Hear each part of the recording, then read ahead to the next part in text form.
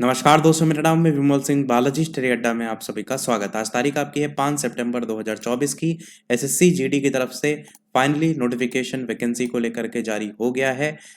कब से कब तक आप आवेदन कर पाएंगे? तो 5/9/2024 यानी आज ही से ये आवेदन स्टार्ट हो रहे हैं और ये आपका 14/10/2024 10वां महीना है, इस बात को ध्यान दीजिएगा। तब तक आप इसमें आवेदन कर पाएंगे। लास्ट डेट और टाइम फॉर रिसिप्ट जो ऑनलाइन एप्लीकेशन की वो क्या रखी गई? 14/10/2024 है। Time for making online fees के लिए एक दिन एक्स्ट्रा यानी 15 तारीख दिया गया है। और window for application form correction को लेकर के अगर बात करें तो 5/11/2024 से लेकर 7/11/2024 तक का समय जस्ट अगले महीने में आपको दिया जाएगा। Tentative schedule of computer based examination, तो यहाँ पर जनवरी फरवरी 2025 में इसका एग्जाम होगा। तो पहले से तारीख भी बता दी गई, ये काफ़ी अच्छा काम यहाँ पर किया गया। अच्छा, ये भी देख लीजिएगा। तो ये आपकी सभी पोस्ट हैं, बाकी अभी डिटेल में हम बात करते हैं उसको लेकर के भी।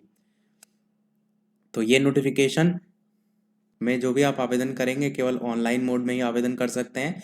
जो कंप्यूटर बेस्ड इसका एग्ज़ाम होगा यानी कि ऑनलाइन एग्ज़ाम होगा, वो आपका कमीशन जो होगा वो हिंदी, इंग्लिश और 13 रीजनल लैंग्वेज में आयोजन कराया जाएगा, जिसमें सारी 13 की भाषाएं यहाँ पर आपको दी गई हैं। तो यहाँ पर इंग्लिश हिंदी तो आपका है ही है। साथ ही साथ फिजिकल स्टैंडर्ड टेस्ट यानी PHT, physical efficiency test PET, detail medical examination, review medical examination, document verification, ये सब आपका जो है वो सीएपीएफ जो है उसके थ्रू कराया जाएगा और इसको लेकर के आगे डेट देखने को मिलेगी। Collection of required eligibility certificate document from the candidate and their verification will be carried out at the time of detail medical, यानी कि जब आपका मेडिकल एग्जामिनेशन होता है, डॉक्यूमेंट वेरिफिकेशन होता है, तो आपको जो आपके ओरिजिनल डॉक्यूमेंट है वो सभी प्रस्तुत करने पड़ेंगे। उसी की बात यहाँ पर की गई है। Vacancies of constable GD in SSF and sepoy in NCB will be filled up on an all India basis, whereas vacancies in all other CAPFs will be filled up as per the vacancies available in various, यानी कि इसमें यही बताया गया है कि जितनी भी वैकेंसी है तो एक तो ऑल ओवर इंडिया निकलता है एसएससी जीडी का, बाकी ये भी बताया गया है कि जितनी जितनी अवेलेबल हैं अलग अलग स्टेट में, यूनियन टेरिटरी में, उसी के अकॉर्डिंग जो है ये वैकेंसी का नोटिफिकेशन निकाला जो है वो गया है। बाकी यहाँ पर कुछ जो डिटेल है, एनेक्चर जो है 2 यहाँ पर दिए गए हैं अलग अलग, 11 और 12 करके उसमें दिया गया है। बाकी कोर्ट केसेस वगैरह के लेकर के कहाँ ये सारी चीज़ें होंगी उस सब की बात है। हम बात करते हैं पे स्केल को लेकर के। तो पे स्केल देखेंगे, इसका पे लेवल 1 में 18,000 से 56,900 और post of sepoy in NCB and पे लेवल यहाँ पर 21,700। ये पे लेवल 3 होगा जहाँ पर 21,700 से 69,100 फॉर ऑल अदर पोस्ट के लिए रहेगा। अब यहाँ पर वैकेंसी देखते हैं, सबसे महत्वपूर्ण बात की कौन कौन से उसमें है। जैसे बीएसएफ की अगर वैकेंसी देखेंगे तो SC category, ST category, OBC category, EWS category और अनरिजर्व्ड ये है आपका। और टोटल मिलाकर के जो वैकेंसी है वो आपका मेल कैंडिडेट के लिए 13,306 है। वहीं अगर बात करते हैं फीमेल कैंडिडेट के लिए तो यहाँ पर SC, ST, OBC, EWS, unreserved और टोटल यहाँ पर ये वैकेंसी और ग्रांड टोटल अगर करेंगे, ये जो टोटल वैकेंसी है ना, ये फीमेल के लिए आपका इसमें अलग से सेक्शन दिया गया और ये टोटल आपका मेल के लिए, दोनों को जोड़ेंगे तो कुल मिलाकर बीएसएफ में 15,654 वैकेंसी है। इसी प्रकार सीआईएसएफ में 6,430 मेल में है, 715 फीमेल में है, टोटल 7,145 वैकेंसी है। सीआरपीएफ में 11,299 वैकेंसी मेल में है, 11,541 फीमेल में है। तो यहाँ पर देखेंगे ये वैकेंसी आपकी। आगे देखेंगे एसएसबी में 819 वैकेंसी मेल में है और फीमेल में कोई वैकेंसी नहीं है, इसलिए टोटल 819 हो गया।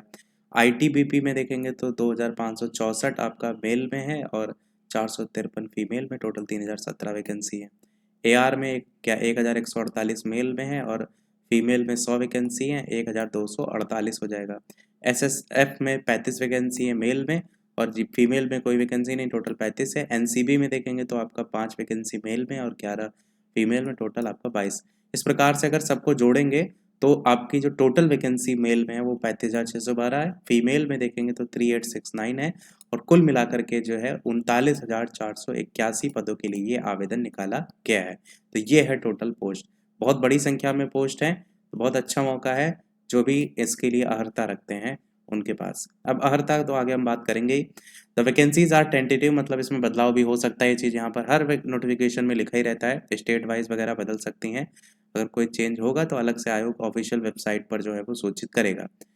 और साथ ही साथ यहाँ पर कैंडिडेट को लेकर के भी लिखा है कि रिकमेंड किया जाता है अपॉइंटमेंट जो है वो कहीं पर भी आपको जो है वो भेजा जा सकता है।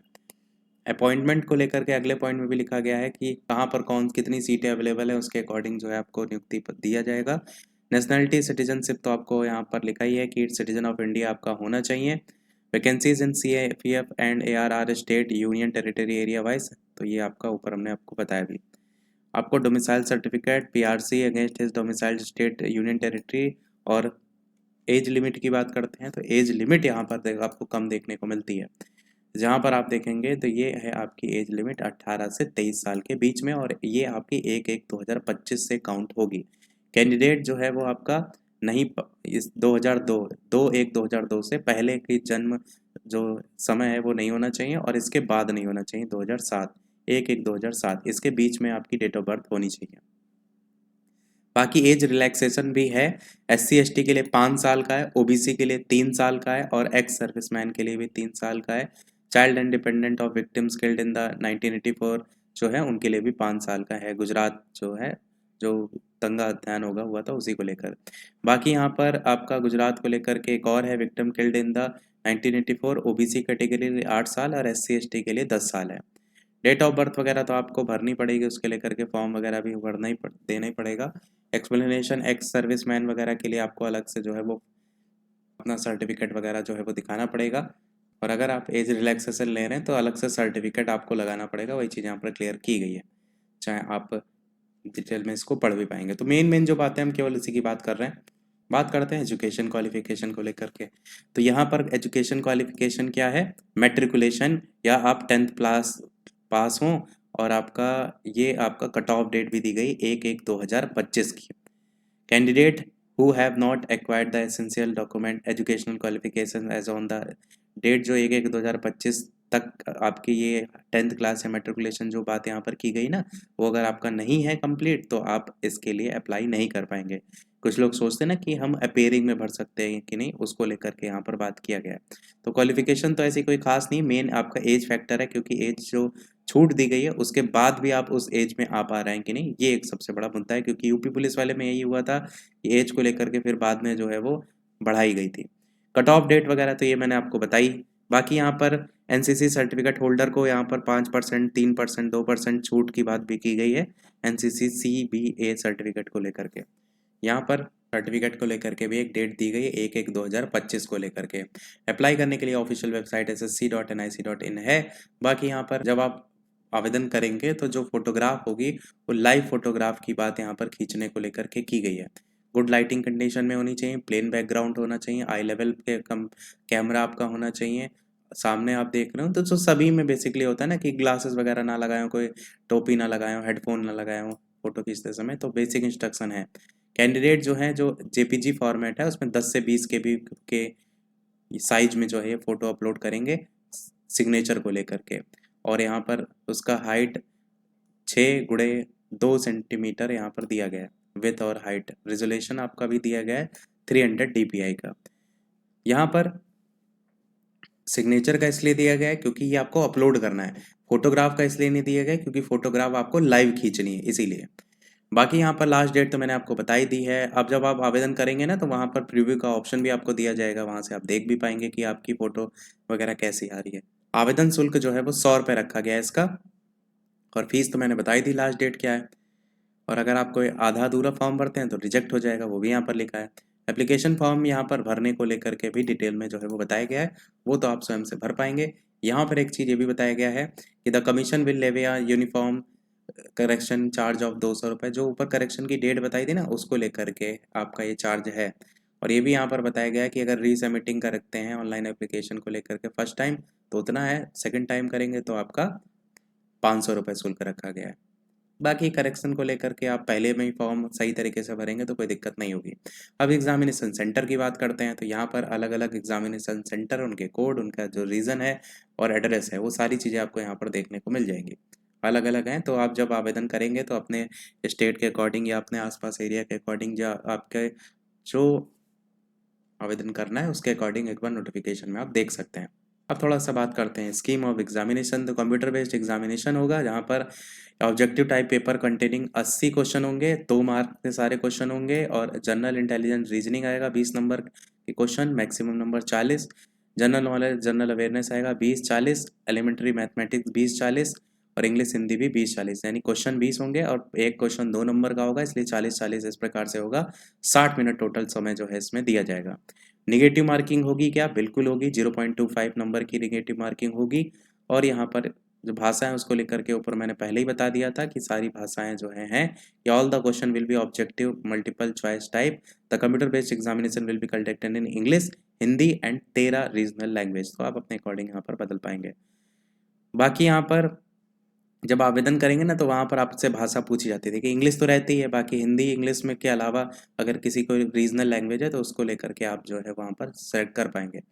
ए walk through video mock test on the computer based examination has been provided.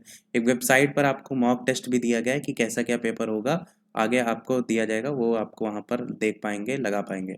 अब डिटेल जो आपका सिलेबस है उसको भी जानकारी दी गई, जनरल इंटेलिजेंस रीजनिंग का, general knowledge and general awareness का, एलिमेंट्री मैथमेटिक्स का, इंग्लिश हिंदी का, फिजिकल स्टैंडर्ड पीईटी फिजिकल जो एफिशिएंसी टेस्ट होगा, पीएचटी पीईटी, उसको लेकर के भी जानकारी यहाँ पर जो है वो दी गई है। क्योंकि यहाँ पर आपको वो सारी जितनी भी पोस्ट हैं वो उसी प्रकार से हैं जहाँ पर आपको फिजिकल भी निकालना होगा। अब फिजिकल जो पीईटी है उसको लेकर के देखेंगे तो 5 किलोमीटर 24 मिनट में आपको, और मेल के लिए, और 1.6 किलोमीटर 8.5 मिनट में आपका फीमेल के लिए। इसी प्रकार जो 1.6 किलोमीटर 7 मिनट में, 800 मीटर 5 मिनट में। रिमार्क्स यहाँ पर दिया गया है कि फॉर कैंडिडेट जो आपका बिलोंगिंग टू लद्दाख रीजन है उसके लेकर के, और for candidate of Ladakh region, ये आपका अदर देन है और ये केवल लद्दाख रीजन के लिए, मतलब ऊपर वाला मेन सभी के लिए रहेगा। बाकी यहाँ पर कुछ डिटेल इसके बारे में भी है, थोड़ा सा पीएचटी के भी बात कर लेते हैं फिजिकल स्टैंडर्ड टेस्ट को लेकर के। तो ये आपका मेल की हाइट यहाँ पर 170 सेंटीमीटर, फीमेल के लिए 157। एज रिलैक्सेशन यहाँ पर भी दिया गया है, एससी के लिए, एसटी के लिए 162, यहाँ पर फीमेल के लिए 150। एनी स्टेट के लिए अलग है आपका, ऑल शेड्यूल्ड ट्राइब कैंडिडेट के लिए अलग है, फॉलोइंग कैटेगरीज ऑफ अलग अलग जो है उनके लिए अलग है, नॉर्थ ईस्टर्न स्टेट के लिए आपका अलग है। तो बहुत सारी यहाँ पर छूट भी हैं, आप अपने अकॉर्डिंग भी यहाँ पर जो है वो देख पाएंगे।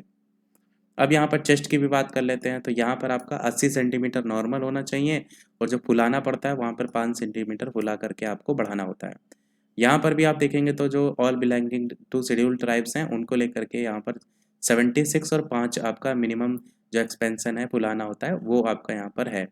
तो ये 76 है, वैसे आपका 80 है, तो इसी में छूट दी जाएगी। यहाँ पर भी अलग अलग कैटेगरी वाइज है, छूट 78 77 ऐसे करके। वेट को लेकर के भी बताया गया है यहाँ पर कि वेट आपका जो है वो मेडिकल परफॉर्मेंस, हाइट और आपके उसके अकॉर्डिंग होना चाहिए, कितनी क्या हाइट है उसी की बात यहाँ पर जो है वो कहा गई कि उसी के अकॉर्डिंग कैलकुलेट करके जो है ये देखा जाएगा।